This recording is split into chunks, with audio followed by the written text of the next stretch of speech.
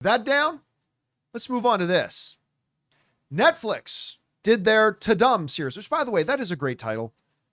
For Netflix, that's a great title. Yeah, it is, because it's that sound. Yeah, it's pretty iconic. It's the sound. I do like the name of it. Well, they had this little streaming event where they were kind of showcasing a number of the big things, not a whole ton, but a number of the things coming up on Netflix. A number of these things, a lot of people are very excited about. And we're going to go over, I think, 6 of them. And what we thought about these, at least I think it's 6. Is it 6? It's 1, 2, 3, 4, 5. Yeah, it's 6 of them. And kind of what we thought about it. So let's jump over to Mashable here, where they kind of gave us the list. And the thing that they're going to start off, by the way, this was great, showing Lady Gaga and Jenna Ortega in a coffin thing together, which is kind of fun. Anyway, start thing off with Stranger Things. Meh. Listen, I like Stranger Things. I like it very much, as a matter of fact. And I'm looking forward to the new season. But this wasn't a trailer. This was 90%. It was a Stranger Things appreciation. That's exactly what it was. That's what it is. It's like, hey guys, remember how much we love Stranger Things? Yeah. And that's fair. I mean, it doesn't come out until November. But I think probably they're working on it. I would imagine they don't want anyone to know what it is yet. Yeah, I think they're trying to keep it way under wraps. Although at this point we all know what it is. But yeah. but I think you're right. There were 2 real, but it was 90% clips from other seasons. Yeah. The 2 key things, though, that to me came out was release date. November. I was expecting it sooner, to be honest with you. But I get it. So it's going to come out in November. The second key thing, and I think the most interesting thing about this, was they started splitting the seasons into 2. Now they've split it into thrice. They've split it into 3. Part 1, part 2, and then finale. Which I guess the finale's on New Year's Eve. And again, I was talking about this on Open Mic this weekend. I've been saying it for a long time. I will continue to say it. Netflix continues its slow but consistent walk towards going to week releases. It may not all happen this year. It may not all happen next year, but it's coming, because they've been doing this with more and more series, realizing, hey, if we spread it out, they're more successful. People talk about them longer. You know, Rob, I brought this up a lot, but like I go back to like the AMC days, right? And Netflix puts out Punisher, and everybody was excited about Punisher, and they dropped this season of Punisher. And people write into the show and wanting to talk about Punisher for about 3 days. Yep. And after those 3 days, it was gone. Nobody talked about it again. It had a blip on the radar and then it disappeared. Whereas something like WandaVision, which had week-to-week releases, dude, on the John Campea Show, I was there. 2 months. That was the number 1 topic of conversation that all of our viewers would write in about for months. I'm still convinced Mephisto was in the show. Somewhere he was in there. We're going to find that out in Ironheart. We're going to see a flashback of Mephisto saying, I was there when Wanda Maximoff, whatever. So, I mean, it's just a statistically proven fact at this point that when you spread out, if it's a good show, when you spread it out, momentum builds, people talk about it, people who haven't tuned in yet go, well, they're only 2 episodes in, they're only 3 episodes in, I can go back and get caught up. It's much like unto we were just talking about Andor. The viewership kept going up and up and up and up. Had they dropped Andor all at once, I don't think that obviously couldn't happen. So they've gone from now splitting these things into 2, now they're splitting it into 3. This won't be the last time they do it. With Stranger Things it will be, but they're going to do this with other popular shows, and eventually we're going to end up with Netflix doing week-to-week releases, and that's a good move for them. But anyway, what did you think about the Stranger Things little presentation? What stood out to you? Well, the same thing. I mean, it was an appreciation reel, but there was a few glimpses of the characters. I mean, the thing that struck me the most was how everyone's gotten a lot older. You know, and which means if they've gotten older, I certainly have too, as a viewing member of the audience. But, you know, I'm just excited. I liked the last season quite a bit. I didn't like season 2 very much. but I liked of Stranger Things. I really liked 1. I liked seasons 3 and 4. So season 4 was pretty epic, and I'm looking forward to see where they go. You know, the one thing that I've always asked myself is, like, there's got to be, does anyone live in the Upside Down? Like, you have all these monsters and these creatures. Do they want anything? Or are they just there to menace us? Like, and I think that, like, we did see a bigger evil in season 4. You know, there was like, oh, there is sort of an overmind or something that lives there. But I'm like, if there's an upside down of the entire planet Earth that's full of Lovecraftian creatures, I want to know, like, the Cylons, if they have a plan. And are they going to execute on that plan? And I think we're going to find the answers out in season 5. Guys, we want to take a second to thank a sponsor of today's video, Hungryroot. Okay, so I'm sure you guys can all relate to this. Spring hits and suddenly life goes from like 0 to 100. Busy season is officially in full swing over here. And honestly, who's got time to go grocery shopping? That's where Hungryroot comes in. See, because Hungryroot is like having your own personal shopper. I told them my goals and they started curating groceries for me that actually fit my life. Be it smoothies, snacks, salad kits, even ready to eat meals. All clean ingredients, no artificial junk. This week, I got the grilled turkey tenderloin with pesto grilled veggies, and it was amazing. And I got my usual protein-packed snacks. It's like they're learning my taste better than I even know myself. And the best part is, I don't have to waste time driving to the grocery store and wandering the aisles. That's time I can spend doing literally absolutely anything else. Guys, I love Hungryroot. Take advantage of this exclusive offer. For a limited time, get 40% off your first box, plus get a free item in every box for life. Go to hungryroot.com/Campea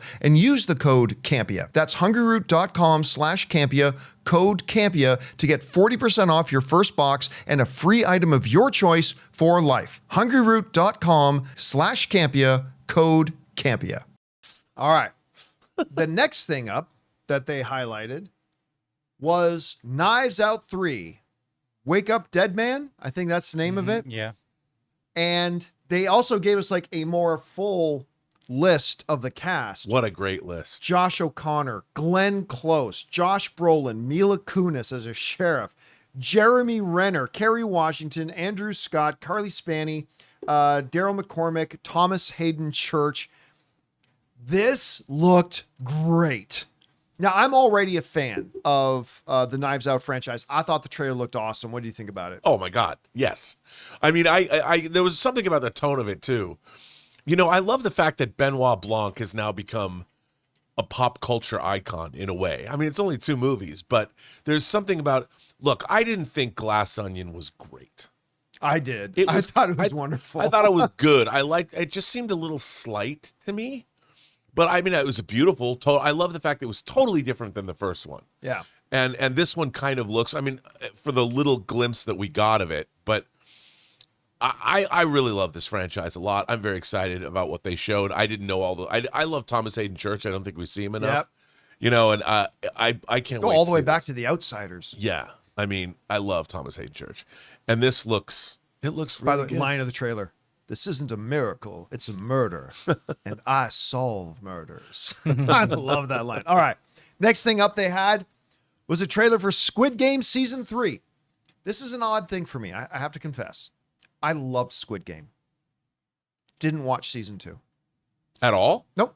Haven't seen a single episode of it. And I'll tell you what. Part of the reason was, despite the fact that I love Season 1, I watched the trailers for it, and to me, it's just like, this just feels like Squid Game Season 1 again.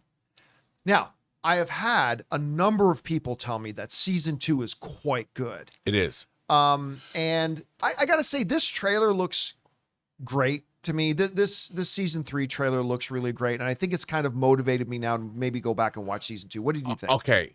I thought that this trailer looked really good, too. Now, Season 2... I think Season 2 suffered from the same thing that Daredevil suffered from. They were going to make 18 episodes or however many episodes, 14 episodes or whatever. And then they made them all at once. They knew it was, but then they split them into seasons. So at the end of Squid Game 2, you're like, wait, why? No, it's not like it just ended like in the middle of the story.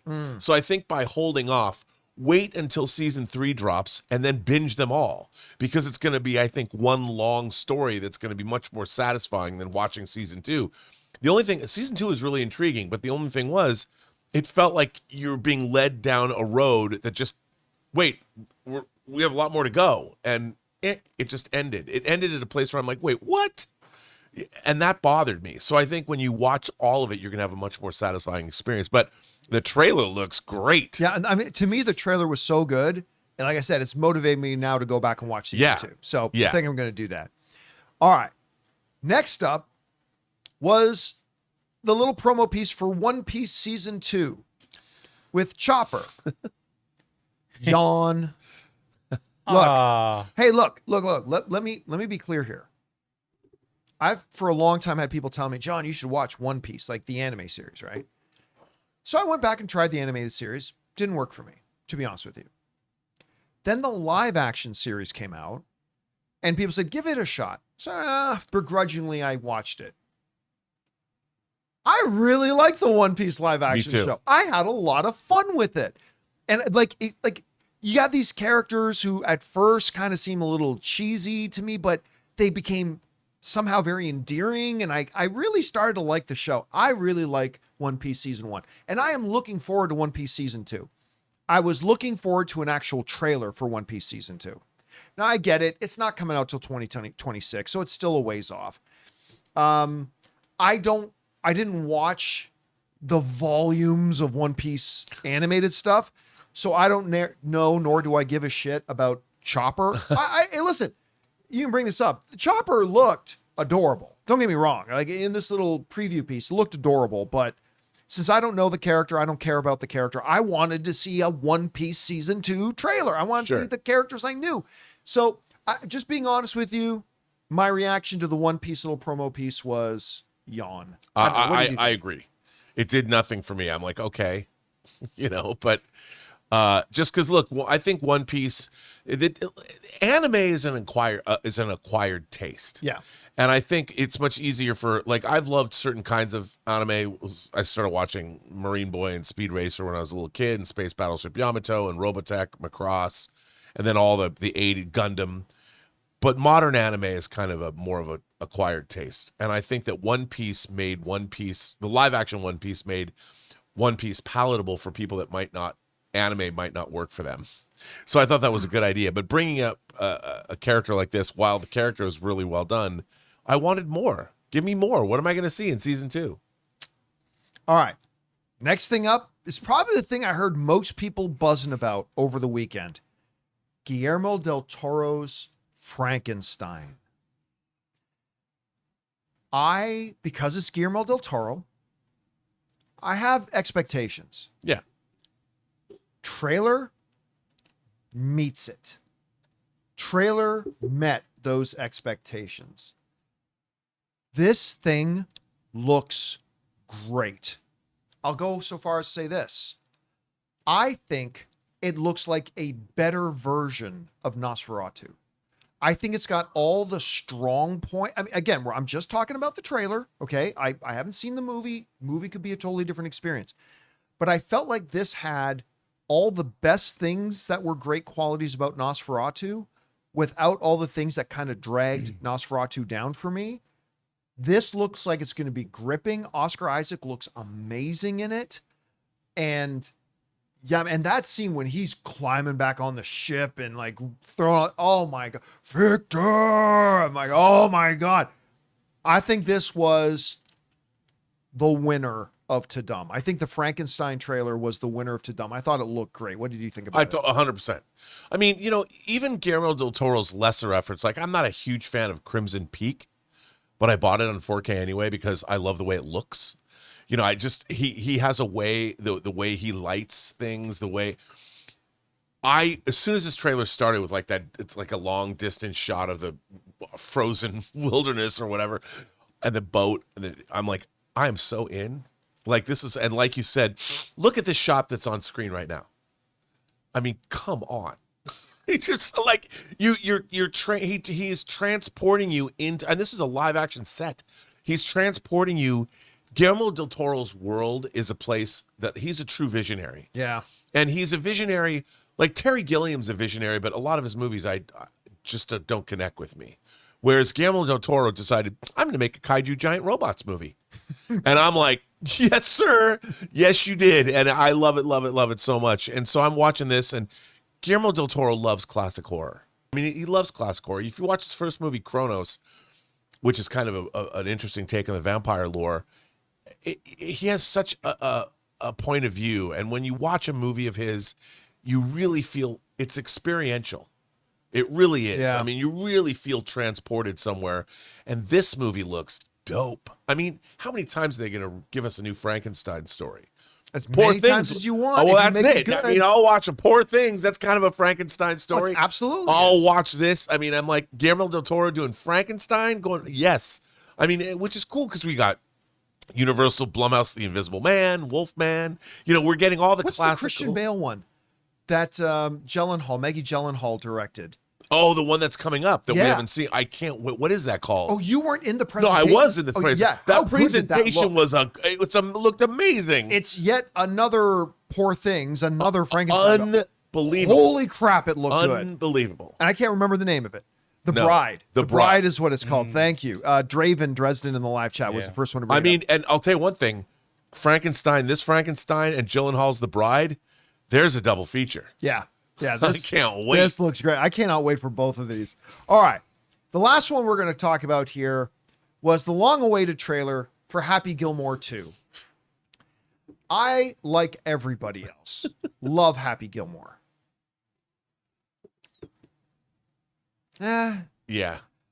And listen, I got excited. I remember when he first came out, when Sandler came out and said, we're going to be doing Happy Gilmore 2. I'm like, yes. I remember finding out that Shooter McGavin was coming back. And I'm like, yes. First of all, the whole conceit that it starts with him just kind of being broke again. I'm like, I mean, I don't need it to start off with him still being at the top of the golf world, but didn't Rocky kind of do this already? Whatever. None of the jokes in it particularly landed hard. You know what? It felt more like recent Adam Sandler comedy than it felt like Happy Gilmore to me. And now, the movie, I am definitely going to check it out because I love Happy Gilmore. Of course. And hopefully this is going to be one of those situations where the movie is actually far better than the trailer is. That happens a lot. But I'm just being honest. I didn't think the trailer was all that great. It wasn't terrible. I just didn't think it was all that great. What did you think? I about it? totally agree with you. It reminded me of Coming to America 2. Yes. You know? Yes, that's exactly it. And I wanted to love. I love Coming to America. Yep. And I wanted to love Coming to America too. But you know, even the look of Happy Gilmore, the shots looked very low rent TV to me. And although this is a good shot, that it just didn't look. It didn't look like a movie. No, it didn't. It looked like a mid-level. It looked like a Looked like YouTube Cobra Red Kai. series. It looked like Cobra Kai. That's what I was gonna say. That's what it, like I said. I'm just sitting on it. I'm like, he's gonna hit. I'm just gonna say it. It looked like Cobra Yeah, Kai. it looked like Cobra Kai from the beginning.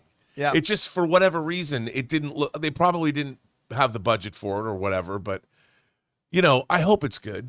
Just Yeah, I wanted. and it may I be wanted. good. It may be great. Yeah, it could be great. I wanted Coming to America too to be great too. Yeah, you know what the funny thing about Coming to America 2 though was? The trailers looked funny. I thought the trailers to Coming to America 2 looked pretty funny, and then I watched the movie. I'm like, oh no. No. I mean, it's been interesting because now we have. You were talking earlier about bringing these shows back, but now we've had Beverly Hills Cop or Axel Foley, which was a great revisit. I really I liked the new enjoyed Beverly it. Hills I Cop. enjoyed it. Coming to America, we got this now. It's interesting to see, you know, them resurrecting. I mean, it speaks to kind of the creative bankruptcy of Hollywood. Like, what was your 30-year-old favorite comedy? Let's go back and make a sequel to Well, it. sometimes that's great. So, like the Beverly Hills Cop. My wife, you know, here's a great example. Like my wife watched that Beverly Hills Cop, and it inspired her to go back and watch all the other Beverly Hills Cops. Right? That's a good thing. Coming to America, not so much.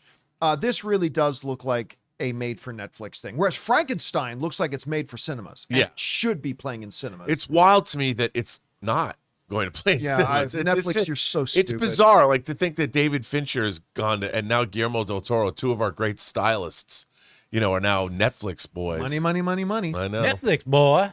Netflix boy. Anyway, guys, some big wins, a couple of questionable things, but that was Netflix Tudum. What was your favorite thing from the Netflix Tudum little presentation? Whatever you guys think, jump down in the comments below.